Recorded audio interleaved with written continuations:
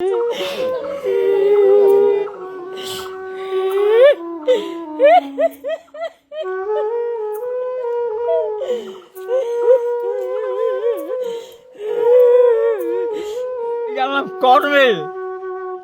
আরে সন্তানেরা তোকে ছায়া দিয়া আমি আজ দোষী সব ওই বুড়ো মানুষ দুনিয়ার মুনাফিক। সন্তানের কাছে সবচেয়ে নিরাপদ আশ্রয় পাওয়ার কথা ছিল যে বৃদ্ধ বয়সে, সেই বয়সেই কিনা খোলা আকাশের নিচে রাত কাটছে 10 সন্তানের বাবা মা আমজেদ আলী ও রওশন আরার।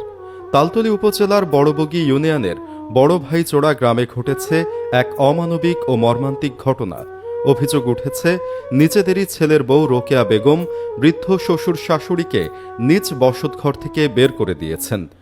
দীর্ঘদিন ধরে তিল করে সন্তানদের বড় করেছেন আমজেদ আলী ও রওশন আরা দম্পতি। 10 সন্তানের জনক জননী হিসেবে একসময় ভরা সংসার ছিল তাদের, কিন্তু সময়ের বিবর্তনে এবং ভাগ্যের নির্মম পরিহাসে এখন তারা নিঃস্ব। অভিযোগ অনুযায়ী ছেলের বউ রোকেয়া বেগম তাদের ওপর শারীরিক ও মানসিক নির্যাতন চালিয়ে ঘর থেকে বের করে দেন। কোনো উপায়ন্তর না দেখে শেষমেশ তাদের ঠাঁই হয়েছে বাড়ির পাশের একটি গাছের নিচে। স্থানীয় সূত্র থেকে জানা যায়, শীত বৃষ্টি মাথায় নিয়ে এই বৃদ্ধ দম্পতি বর্তমানে মানবেতর জীবন যাপন করছেন। তাদের শারীরিক অবস্থা খুবই নাজুক, কিন্তু দেখার মতো কেউ নেই। সমাজের বিবেকবান মানুষ এই ঘটনায় তীব্র নিন্দা জানিয়েছেন। প্রশ্ন উঠেছে, যে সন্তান ও তার পরিবারের ওপর ভরসা করে মানুষ বৃদ্ধ বয়সের নিরাপত্তা খোঁজে, সেখানে কেন এমন অমানবিক আচরণ সহ্য করতে হবে? এ বিষয়ে স্থানীয় গণ্যমান্য ব্যক্তি ও এলাকাবাসী জানান, ঘটনাটি অত্যন্ত লজ্জাজনক। বৃদ্ধ দম্পতি এখন প্রশাসনের হস্তক্ষেপ ও জরুরি সহায়তা কামনা করছেন। তারা শুধু মাথা গোঁজার ঠাঁই নয়, সন্তানদের এমন নিষ্ঠুরতার উপযুক্ত বিচার দাবি করেছেন। উপজেলার বড়বগী ইউনিয়নের স্থানীয় সচেতন মহল এই ঘটনার দ্রুত তদন্ত করে বৃদ্ধ দম্পতির নিরাপত্তা নিশ্চিত করার জন্য প্রশাসনের প্রতি জোর দাবি জানিয়েছেন। এটাই আমার পথ, এই বাড়িরই আমার বাবার কথা, আমি মালিক। আপনার কয় ছেলে কয় মেয়ে? 7টা মেয়ে ছিল, একটা মারা গেছে গত বছর। 6টা মেয়ে আছে, এত যার যার দিনে হে। এক মেয়ে ও বাড়িতে আসতে খুলে আগামী যাবি হেও।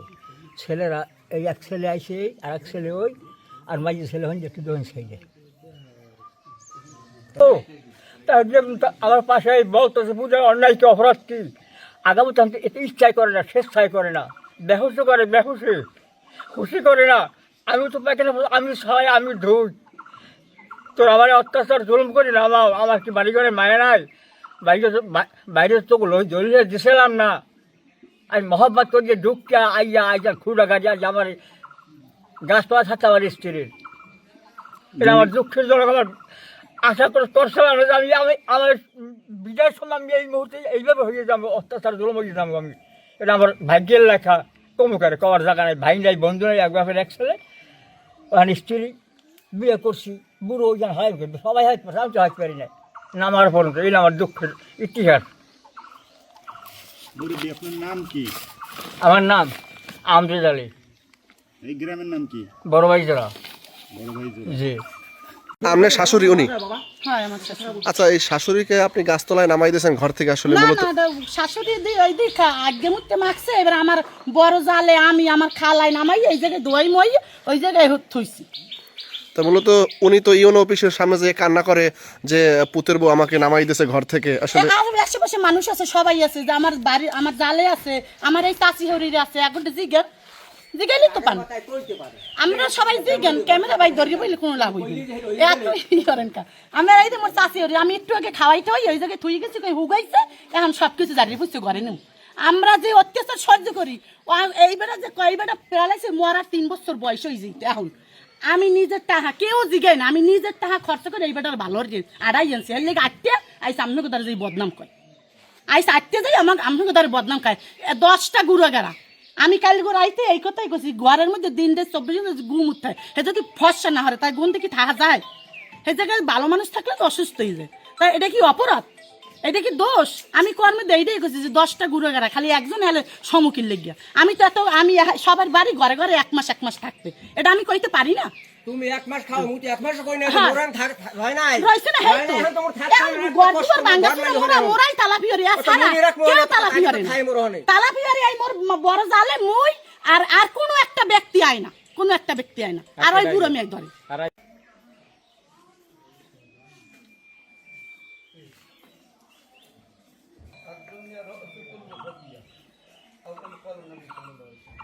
আমি জানি না, আমি দেখতে তারপর বাড়ি জানি গেছি মনে কষ্ট তা কষ্ট কা আরে ওই যে গোসল টোসল করাই রোদ্রে বসাই ঠিক আছে এই তো আর কি আমি না যেখান থেকে গোমর তো আমি ছানি না, আর কেউ ছানে যা তোরা ওই জায়গায় বড় বউ ওই একটা বউ আমার কাছে ধরে একটা বউ ফালায় আজকে তো তৈরি গোসল মোসল করাই এই জায়গায় বইছি ওই জায়গায় মাথায় ও হই না কি বাবা যায় না হ্যাঁ কখন আমাকে দৌড়ে ডাক দিয়ে দৌড়ে গুজো কই না গাড়ি তো দৌড়ে বলছেন যে আপনারা নামাই গেছে এমন কথা তো বউ কই গেলে আমি গোসল করি এই ছাড় দেহিনু বাতাসে থুই গেছেন গাছতলা গাছতলা সব কিছু খাতা মানে জানে কার বা সরকে বড় বড় বেড়া বাহা আছে বড় কথা কয় কিন্তু এখন কত যে কথা কাই আছে কত সমান বড় কথা কথা মাথায় নতালি এবার তো কত কথা মানুষ বেমান কথা আমার করছে না আর পোষার সামনে খুব ভালো এখন এমনি মুখ দিয়ে দুর্গালে সাঙ্গুতে মিলে যা কাল তো বসে আমি মোলা বাড়ি সাকাম বড় বলা যে ওর মুক্ত খারাপ কিন্তু ঠিক আছে সব দিক তো ভালো পাঠাবো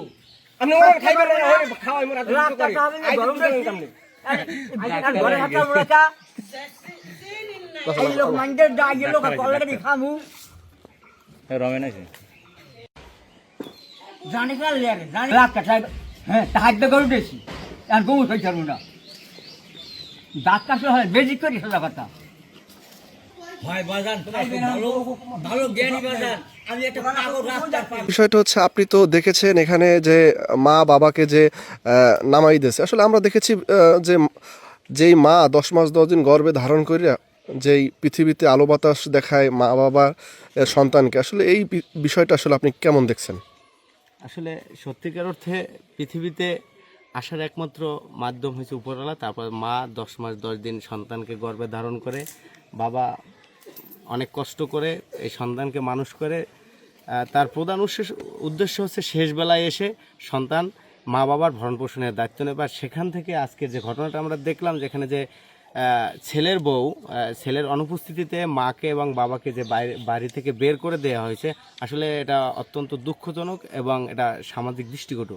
আমি মনে করি আসলে প্রত্যেকটা সন্তানের উচিত মা বাবার দায়িত্ব নেয়, মা বাবার ভরণ পোষণের দায়িত্ব নেয়। শেষবেলায় এসে তার মা দেখলাম আমরা অচল, অবশ্য সে হাঁটতে পারতেছে না, সে অসুস্থ, শেষ বয়সে আসছে।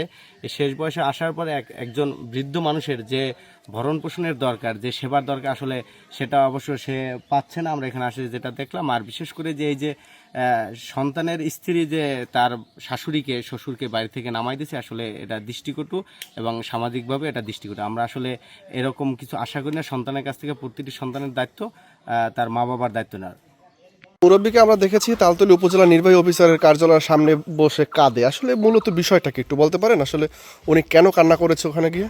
না, বর্তমান সময়ের বিষয়টা আমার জানা ছিল না, আমি এই বিষয়টায় অবগত নই। কিন্তু এর আগে পরে অনেক সময় ফ্যামিলিগত ঝামেলা আমার কাছে বলতো, আমি বলতাম আসলে আপনার ফ্যামিলিতে তো সবাই বুঝদার, সেখানে আমাদের কথা বলার জায়গা নেই, তারাই আপনার সমাধান যা দেওয়ার তারা দিতে পারে।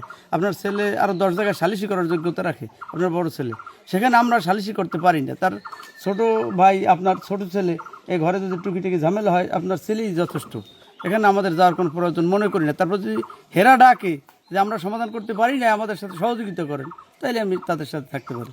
এরপর আজকের ঘটনা আমি জানি না, গাছের ছায় আজকের ঘটনার বিষয়ে আমি জানি না। এখন তো চোখে দেখতেছেন, চোখে দেখছি, সেটা আসলে আপনার দিক দিয়ে কিরকম দেখেন? এটা কোনো মানুষই ভালো দেখতে পারে না, আমি তো ভালো দেখিই না।